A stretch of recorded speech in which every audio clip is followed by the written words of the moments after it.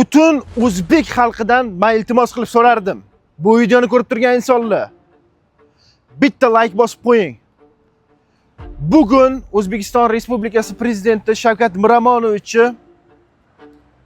tavallud topgan kunlar ekan. Shu fursatdan foydalanib yurtboshimiz Shavkat Miromonovich tavallud topgan kunlar bilan muborakbod etaman. Nafaqat o'zimning nomimdan, butun oila a'zolarimiz nomidan muborakbod etamiz.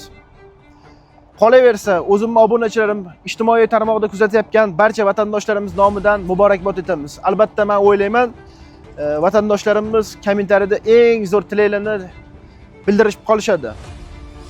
O'zbekiston Respublikasi prezidenti Shavkat Miromonovich juda ham keng ko'lamdagi tashabbuslar bilan ko'rib turibsizlar, hozirgi kunda sportga bo'lgan e'tibor, butun keng ko'lamdagi obodonlashtiruv, inshootlar, qolaversa barcha millatimizni o'ylab juda ham katta ishlarni qilyaptilar. Alloh rozi bo'lsin.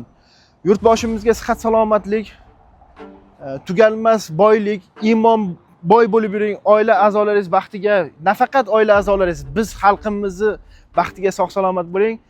Yana bir martalab tavallud topgan kuningiz muborak bo'lsin. Biz sizni tabriklaymiz Yekaterinburg shahridan barcha vatandoshlarimiz nomidan. Assalomu alaykum.